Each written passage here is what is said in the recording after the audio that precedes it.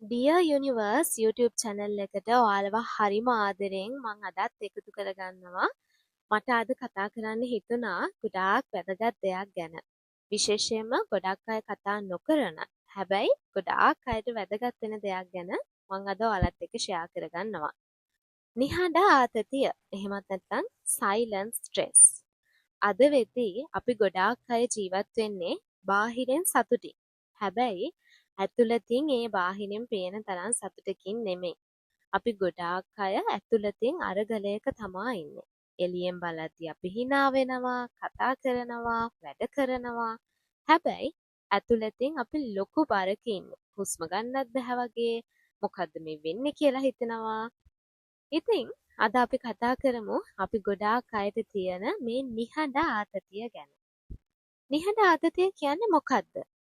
මේ කියන්නේ අපි අපේ දුක, බය, කලකිරීම, පීඩනය තව එක්කෙනෙකුට කියන්නේ නැතිව අපේ ඇතුළතින්ම තියාගෙන ඉන්න එක. ඒ කියන්නේ පිටින් බලද්දී අපි හොඳට ඉන්නවා වගේ පේනවා. හැබැයි ඇතුළතින් අපි තරමක් බිඳ වැටිලා.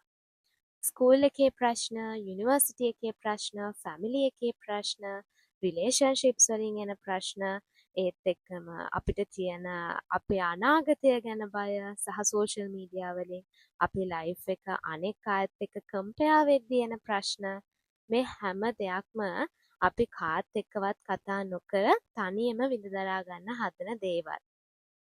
අපි ගොඩාක් අය මේ විදිහට නිහඬ ආතතියක ඉන්න හේතු තියෙනවා.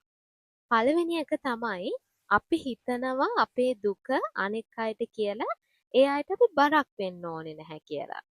තව කට්ටියක් ඉන්නවා එයාලා හිතනවා එයාලගේ දුක, බය තව කාත් එක්ක හරි ෂෙයා කරගත්තොත් එයාලා ශක්තිමත් නැති මිනිස්සු කියලා අනිත් අය හිතයි කියලා. තව සමහර අය ඉන්නවා ශක්තිමත් වෙන්න ඕනේ කියලා හිතලා තමන්ගේ තියෙන දුක, පීඩනය කොහොම හරි හංගගෙන ඉන්න කට්ටිය. ඒත් එක්කම අපි ගොඩාක් අය හිතන තව දෙයක් තමයි අපි අපේ දුක බය තව කාත් එක්ක හරි ෂෙයා කරගත්තොත් අපිව සොසයිටි එකේ ජජ් වෙයි කියලා හිතන එක.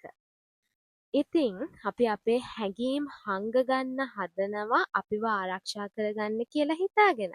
හැබැයි අන්තිමට වෙන්නේ අපි තවත් බිඳ වැටෙන එක. හැබැයි ඔයා දන්නවද මේ විදිහට නිහඬවම ආතතිය ගෙන යන එක අපේ මානසික සෞඛ්‍යයට වගේම ශාරීරික සෞඛ්‍යයටත් බලපානවා කියලා.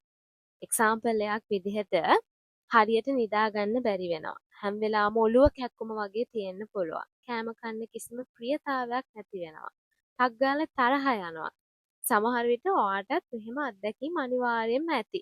ඔයා දුකින් ඉන්න කාලෙක ඔයාලා අහලා තියෙනවද කට්ටිය ඔයාව හම්බුනහම ඔයාගෙන් අහනවා මොකද අනේ මේ ඇදිලා ගිහින් වගේ. ඉතින් අපි හිතන්නේ නැති වුණාට මේ දේවල් අපේ හෙල්ත් එකට දැඩි ලෙස බලපාන්න පුළුවන්. මං දැන් ඔයාට කියන්නම් ඔයා මේ විදිහට නිහඬවම ආතතිය ගෙන යන කෙනෙක්ද කියලා අඳුරගන්න පුළුවන් දේවල් ටිකක්. පළවෙනි දේ තමයි ඔයාට හැම වෙලේම කලකිරීලා වගේ හැඟීමක් එන්නේ. ඔයා ඉන්නේ නිතරම කලකිරීලා වගේ. දෙවෙනි දේ තමයි ඔයා හුදකලාව ගොඩක් ප්‍රිය කරන්න ගන්නවා. ඒ කියන්නේ තව කෙනෙක් එක්ක කතා කරන්නවත් ඔයාට ආසාවක් හිතෙන්නේ නැහැ. එහෙම කතා කළත් ඔයා කතා කරන්නේ නිකන් ඕනවට එපාවට වගේ. අනෙක් කෙනාට කිසිම ටෙන්ෂන් එකක් දෙන්නෙත් නැහැ. තුන්වෙනි දේ තමයි ඔයා ඉන්නේ හිතේ ලොකු බරක් තියාගෙන. හතරවෙනි දේ තමයි ඔයාට කිසිම මොටිවේෂන් එකක් නැහැ.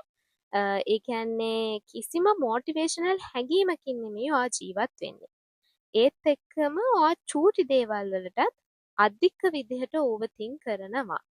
මේ මං කිව්වේ ලක්ෂණ කීපයයි. ඉතින් ඔයාටත් මෙහෙම තියෙනවා නම් ඔයත් නිහඬවම ආතතිය ගෙන යන කෙනෙක් වෙන්න පුළුවන්. දැන් මං කියන්නම් ලස්සනම දේ. ඒ තමයි කොහොමද නිහඬ ආතතිය එක්ක කටයුතු කරන්නේ? නැත්තම් කොහොමද මේ නිහඬ ආතතියෙන් මිදෙන්න අපි උත්සාහ ගන්නෙ? නැත්තම් කොහොමද මේ නිහඬ ආතතිය එක්ක ඔයා ගනුදෙනු කරන්න ඕනේ කියලා. පළවෙනි දේ තමයි කතා කරන්න පටන් ගන්න. මේක ගොඩාක් ඉම්පෝටන්ට් දෙයක්. නිහඬ ආතතියෙන් ඉන්න කෙනෙක්ට ඒකෙන් මිදෙන්න කරන්න පුළුවන් හොඳම දේ තමයි කතා කරන එක. ඔයාට විශ්වාසවන්ත කෙනෙක්ට හරි නැත්නම් කවුන්සලර් කෙනෙක්ට හරි ඔයාට කතා කරලා ඔයාගේ හිතේ තියෙන බර නිදහස් කරගන්න පුළුවන්. මේකෙන් සම්පූර්ණයෙන්ම නැතත් ඔයාගේ හිතේ තියෙන බර ගොඩාක් දුරට අඩු කරගන්න පුළුවන් වෙනවා. ඔයාට තියෙන ඔයාගේ ප්‍රශ්න අනෙක් අයත් එක්ක ඔයාට විශ්වාසවන්ත කවුරු හරි එක්ක හරි කවුන්සලර් කෙනෙක් එක්ක හරි කතා කළාම ඔයාට ඒ බර ගොඩාක් දුරට අඩු කරගන්න පුළුවන්.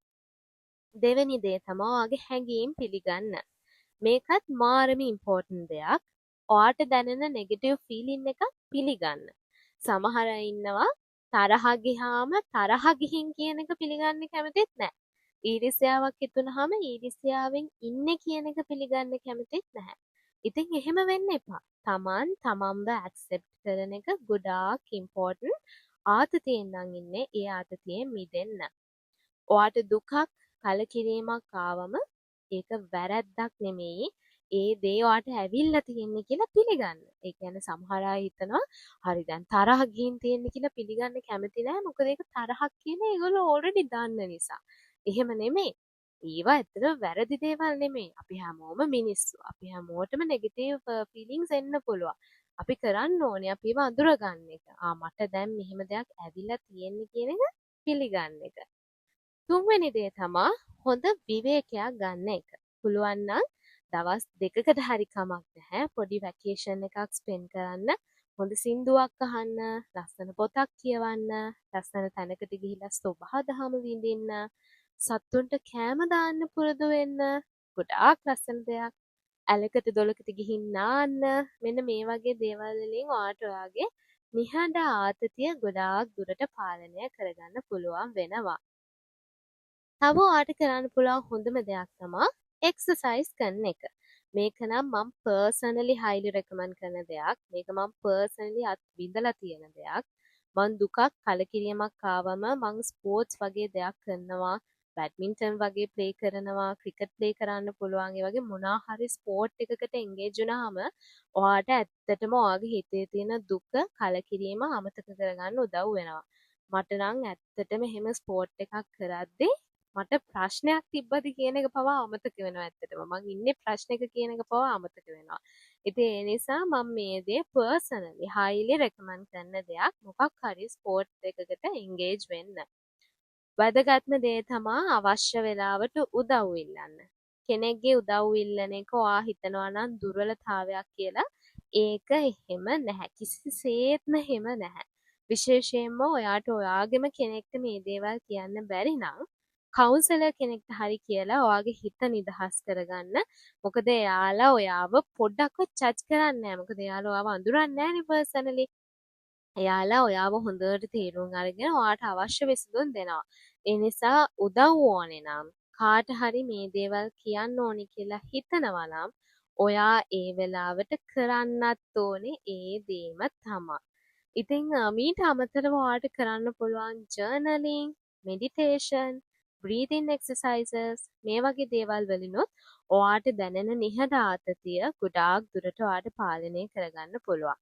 ඒත් එක්කම තමා ඔයා ඉන්නේ මේ වගේ සිටුේෂන් එකක නම් ඔයාට කරන්න පුළුවන් හොඳම දෙයක් තමයි මුලින්ම සරල ජීවන රටාවක් ඇති කරගන්න.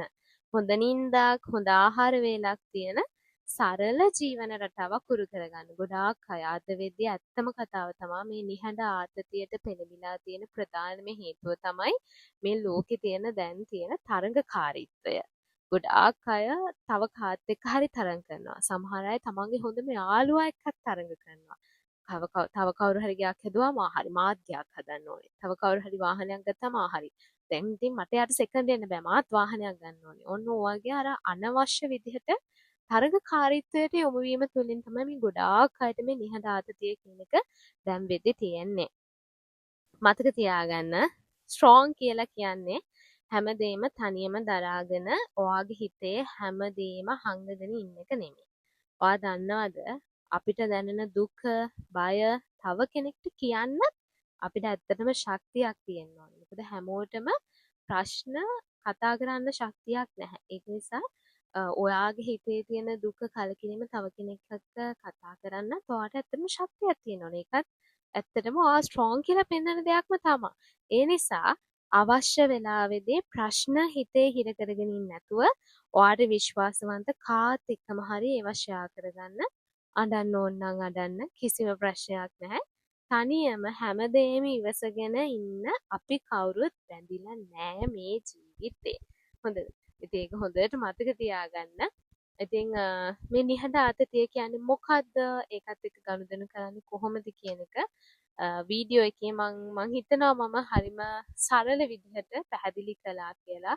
ඇත්තටම මේවා ඇවිල්ලා මේ විනාඩි 15න් 20න් කතා කරන්න පුළුවන් ටොපික්ස් උත් නෙමෙයි. මොකද මේවා ඇවිල්ලා හරිම බර විදිහට කතා කරන්න ඕන දේවල්. මොකද විශේෂයෙන්ම මේවා මිනිස්සුන්ගේ ජීවිත එක්ක සම්බන්ධ මාතෘකා. ඉතින් හැබැයි මට හිතුණා මේක ගැන පොඩි හරි වීඩියෝ එකක් ඔයාලට අරන් එන්න ඕනේ කියලා. ඒකට හේතුව තමයි මට හිතිලා තියෙනවා අද මේ වෙද්දී අපි හැමෝම වගේ මේ නිහඬ ආතතියෙන් පෙළෙන අය. ඉතින් මම වීඩියෝ එකේ එක්ස්ප්ලেইন කළා එහෙම නිහඬ ආතතියක නම් ඔයා ඉන්නේ. ඔයා කොහොමද එහෙම අඳුරගන්නේ කියලා. ඉතින් ඒ ලක්ෂණ ටික ආයෙ චුට්ටක් බලන්න. ඔයාටත් සමහර විට ඒ ලක්ෂණ තියෙනවා වෙන්න පුළුවන්. ඉතින් එහෙම තියෙනවා නම් ඒක කිසිම ප්‍රශ්නයක් නැහැ. මම වීඩියෝ එකේ සොලියුෂන්ස් උත් ඔයත් එක්ක ෂෙයා කරගත්තා. ඉතින් ඒ දේවල් ඔයාට කරන්න පුළුවන් මේ නිහඬ ආතතියෙන් මිදෙන්න. මම පර්සනලි හයිලිම රෙකමන්ඩ් කරන දෙකක් තමයි අර ස්පෝර්ට්ස් වලට එන්ගේජ් වෙන එක සහ තව කාත් එක්ක හරි ඔයා මේ දේවල් කතා කරන එක. හැබැයි මම මේකත් කියනවා ප්‍රශ්න කතා කරද්දී ඔයා ඉතින් ඇත්තටම බුද්ධිමත් වෙන්නත් ඕනේ. මොකද අපේ ජීවිතේ ඉන්න හැමෝ එක්කම අපි ප්‍රශ්න කතා කරගන්න හොඳ නැහැ. සමහර වෙලාවට සමහර අය ඉන්නවා අපේ තියෙන ප්‍රශ්නම ඇඩ්වාන්ටේජ් එකක් කරගෙන අපිට පහර ගහන්නත් පුළුවන්. ඉතින් ඒක නිසා ප්‍රශ්න ෂෙයා කරගද්දිත් පොඩ්ඩක් බුද්ධිමත් වෙන්න. ඉතින් මේ මං කියන්නේ මම මේ ප්‍රශ්න ෂෙයා කරගන්නේ හරිම කෙනෙක් එක්කද කියලා. ඒකයි මං කිව්වේ ඔයාට පර්සනලි විශ්වාසවන්ත කෙනෙක් නැත්නම් හොඳම දේ තමයි කවුන්සලර් කෙනෙක් ගාවට යන එක. මොකද ඒ කෙනා ඔයාව පර්සනලි දන්නේ නැහැ. සහ ඒ අය ඒ දේවල් සම්බන්ධයෙන් ස්පෙෂලයිස් කට්ටිය. ඉතින් ඒගොල්ලෝ දන්නවා ඔයා වගේ කෙනෙක් ආවම කොහොමද ගනුදෙනු කරන්නේ මොන වගේ දේවල්ද කියන්න ඕනේ කරන්න ඕනේ කියලා. ඉතින් ඒක නිසා ඇත්තටම හොඳම දේ තමයි එහෙම කවුන්සලර් කෙනෙක් ගාවට යන එක. ඉතින් එහෙම ගිහිල්ලා ඔයාට පුළුවන් අර මං කිව්ව දේවල් කරන්න ජර්නලින් කරන්න, මෙඩිටේෂන් කරන්න, ස්පෝර්ට්ස් කරන්න, බ්‍රීතින් එක්සර්සයිසස් කරන්න ඒ වගේ ලයිෆ් ස්ටයිල් එක චේන්ජ් කරගන්න පොඩි පොඩි දේවල් කරන්න. ඉතින් මං හිතුවා ලස්සන ගොඩාක් වැදගත් ටොපික් එකක් ගැන අද කතා කළේ. ඉතින් මේ දේ ගැන ඔයාලට මොනවද හිතෙන්නේ? ඔයාට මොන වගේ අත්දැකීම්ද තියෙන්නේ කියලාත් පහළ කමෙන්ට් එකක් දාගෙන යන්න. මං එහෙනම් වීඩියෝ එක මෙතනින් නවත්තනවා. ඊළඟ වීඩියෝ එක අරගෙන එනකන් පරිස්සමෙන් සතුටින් ඉන්න.